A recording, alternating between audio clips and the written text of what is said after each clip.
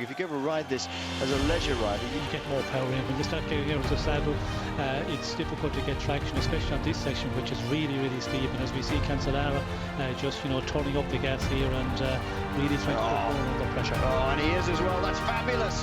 Oh, he just sits in the saddle and turns the pedal. Oh, what class. And Bonnett's struggling. Bonnett's struggling to hang on. That is super class. Oh, that is fantastic. Oh. That is brilliant riding. Here we come. Here we come. It's crunch time. It's the deciding time. Down to the bottom of the hill. It's hard and right as Paolini leads them through with Nibali in second place. It's now or never for anybody who wants to win this World Championships. Spain still to just wick up the gas is Joaquim Rodriguez. Oh, the Belgians are all over this at the moment as Nibali goes forward. Nibali followed by Lukemans. Rollins looks over his shoulder. Oh, they're doing distance. Here comes Gilbert. Gilbert is going for it for a long way out. Philippe Gilbert has got the kick. Is he going to make it? Here comes Edvard Bosenhagen. The Russian who's going for it at the moment is Alexander Kolobnev. He's always there or thereabouts in the World Championships. Kolobnev is tracking down Gilbert. Takes the best time of his entire life. He's won the classics, but nobody can take away a world championship for you as Edvard Bosenhagen pushes on for the silver medal. But that was an almighty attack by Gilbert, waving the crowds. The Flemish Lion is out. It was Richie Porte who went over both of them, closely followed by Michael Woods of Cannondale and Sergio Henao in the black polka dot jersey of the King of the Mountains leader. It was clear that these three were the strongest today, and they seemed to... Burns at the head of the peloton. He's fighting to save his Oka. Woods is in third place, he sits. Now the gap. Richie's gone again. Has he got Sergio Henao? Because I think he might have. He's realised it. He's prized open the gap off the Colombian climber. He's taken the short way. How long is a kilometre on the old Wollonga Hill? He's pulled it off. He's going to get his third win in as many years on top of the old Wollonga Hill. Richie Porte grits his teeth. He says, no, this is my climb, it's my day, and I'm going to take it. As he comes up now, just a little flick around the corner, 150. What a display that was by Richie Porte. A new team, but the same result. First to the top of the old Wollonga Hill.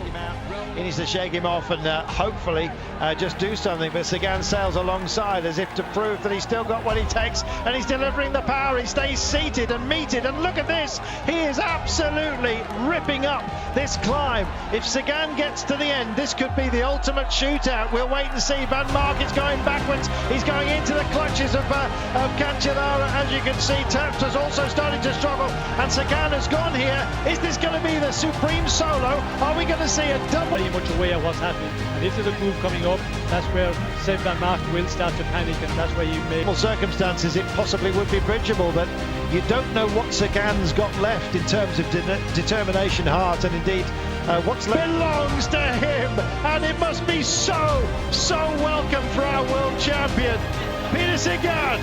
Chapeau, sir.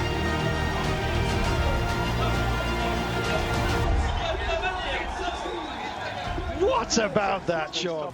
It's all about the speed now. Well, it's Greg Van Avermaet, I think, who has launched an attack here, and one of the Australian riders has gone with him. Well, very, very strong move. You can see the acceleration there into the slipstream. And is this Sagan coming to the front? It's Peter Sagan who hits this. Sagan has made his attack and the bid for World Championship glory, and I'm sure that's Van Avermaet on his wheel.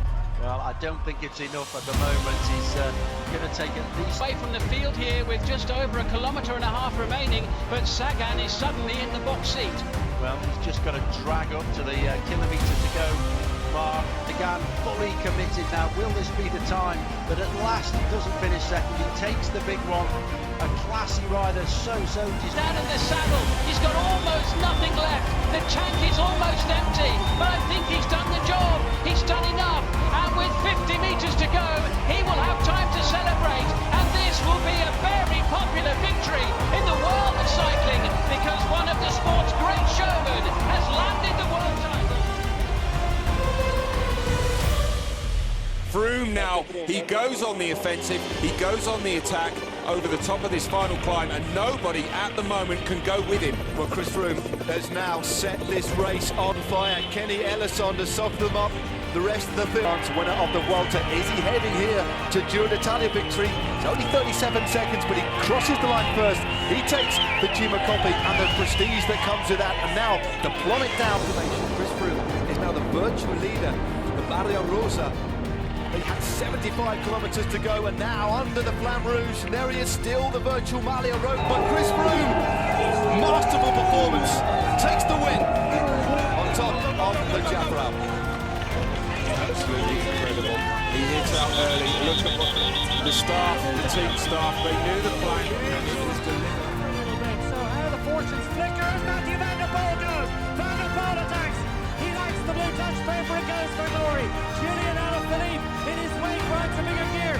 James Bernal next up, but Matthew Van Der Poel. Amongst the most impressive we've seen Matthew Van Der Poel. Previous to that, of course.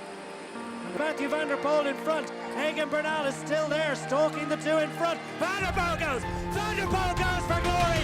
And Alaphilippe can't respond. Daylight opens. Van Der Poel opens the gap. Van Der Poel for glory here. Bernal is vanquished. Alaphilippe, Van Der Poel launching the searing series of attacks that are going to take him to the Bears. He's celebrating already. The Dutch National Road Race champion has delivered in flying style. He takes I wasn't expecting Cobrelli there. Van Der Poel follows Cobrelli, looking out to him, looks over his shoulder. Who's going with him? He goes again. the absence of Julian Alaphilippe. Now driven on by the dream of the yellow jersey, Matthew Van Der Poel of Alpecin Phoenix, able to do it yesterday. He didn't have the legs to do it yesterday, but Matthew Van Der Poel is resurgent. He is dominant. He's going to be the rider who wins the stage. Matthew Van Der Poel.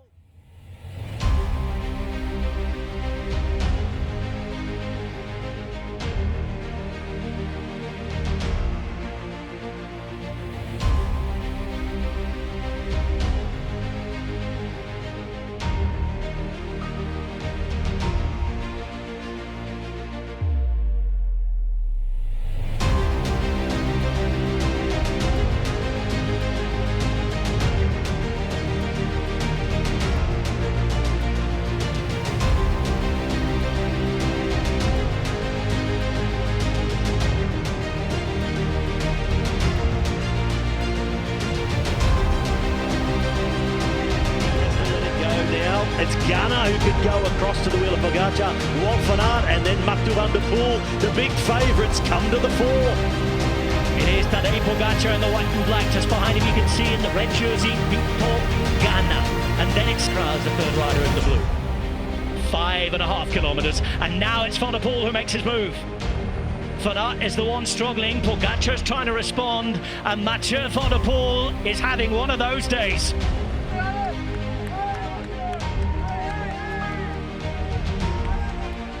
He was on the up. He won the cyclocross worlds. He needed a bit of time to recover in his road legs, and he has bounced 2 kilometres. You don't see the finish line until you get to the fountain. The crowd awaiting on was on this race. Milano Sanremo and Van der Poel over the top on the climb of the Poggio. Gapped at the cross worlds. Strade Bianchi was a struggle. Tirreno Adriatico, He powers away, a look behind, and he cannot see anybody. It's now been nearly 4 decades since a Dutchman won Sanremo, and Mathieu van der Poel is going to do exactly what his grandfather did in the 1980s, and Van Aert managed a decade earlier. Mathieu van der Poel is a Dutch winner of Milano Sanremo.